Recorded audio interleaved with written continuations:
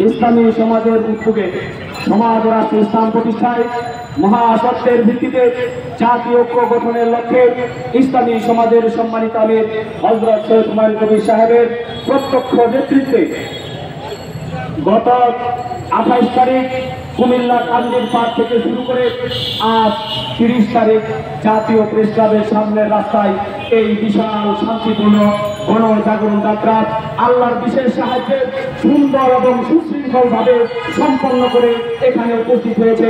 এই জন্য মহান আল্লাহ রাব্বুল আলামিনের দরবারে শুকরিয়া আদায় করি, সবাই বলি আলহামদুলিল্লাহ। সম্মানিত উপস্থিতি, আসলে বিজয় আসে হক নেতার নেতৃত্বে।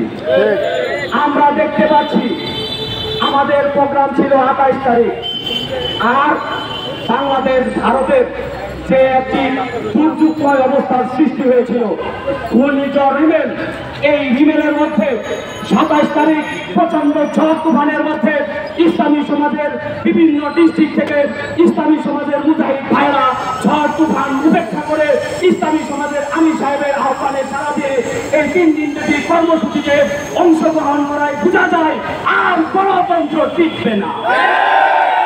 সম্মানিত এলাকাবাসী এবং ভাই ও বন্ধুগণ, আপনারা দেখতে পাচ্ছেন ইসলামী সমাজের আমির হযরত সৈয়দ হুমায়ুন কবির সাহেবের নেতৃত্বে যখন 28 তারিখ সকাল 10টায় কান্দির পাড় টাউন হল ময়দানে আমির সাহেব এই শান্তিপূর্ণ কর্মসূচি, শান্তিপূর্ণ গণজাগরণ যাত্রার কর্মসূচি শুরু করেছেন, তখন ঘূর্ণিঝড় রিমেল মিনিটেই শেষ হয়ে গিয়ে উপযুক্ত একটা পরিবেশ সৃষ্টি হয়ে গেছে। তাহলে বোঝা যায় এই বিষয়টাতেই বোঝা যায় ইসলামী সমাজের আমির হযরত সৈয়দ হুমায়ুন কবির সাহেব হচ্ছে সত্যিকার আমির আর হক নেতা। বাংলাদেশ সহ সারা পৃথিবীতে একমাত্র হক নেতা হচ্ছে ইসলামী সমাজের আমির হযরত সৈয়দ হুমায়ুন কবির। সম্মানিত উপস্থিতি, এই শান্তিপূর্ণ গণজাগরণ যাত্রায় আমরা যে বিষয়টা নিয়ে মানুষকে জাগ্রত করতে চাই, এই বিষয়টা হলো বাংলাদেশ ও সারা পৃথিবীর সমস্ত মানুষকে অশান্তি অরাজকতার মধ্যে ফেলেছে যে ব্যবস্থা, এই ব্যবস্থার নাম হলো গণতন্ত্র। এই গণতন্ত্র বাংলাদেশে 1971 সাল থেকে শুরু করে এ পর্যন্ত দীর্ঘ 53 বছর প্রতিষ্ঠিত আছে। এই 53 বছরে গণতন্ত্র আমাদেরকে কি দিয়েছে? দুর্নীতি এবং সন্ত্রাস। গণতন্ত্র আমাদেরকে কি দিয়েছে? দুর্নীতি এবং সন্ত্রাস। গণতন্ত্র আমাদেরকে কি দিয়েছে? ধর্ষণ, লুটপাট, দ্রব্যমূল্যের ঊর্ধ্বগতি, মাদক এবং অন্যায় অরাজকতা, শোষণ অত্যাচার ছাড়া এই গণতন্ত্র আমাদেরকে কিছুই দিতে পারে না।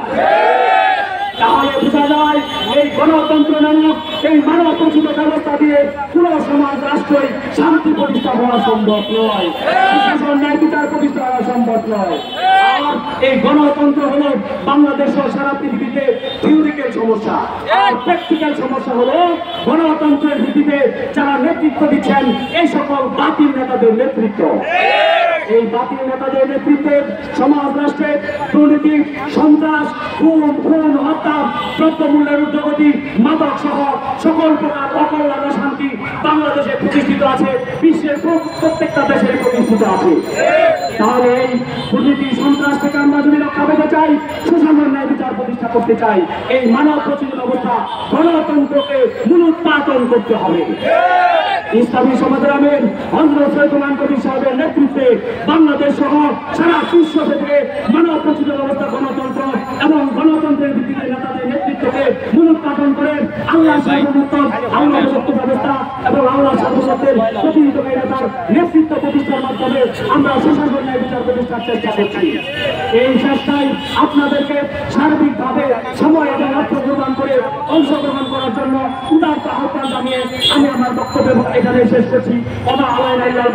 আসসালামু আলাইকুম।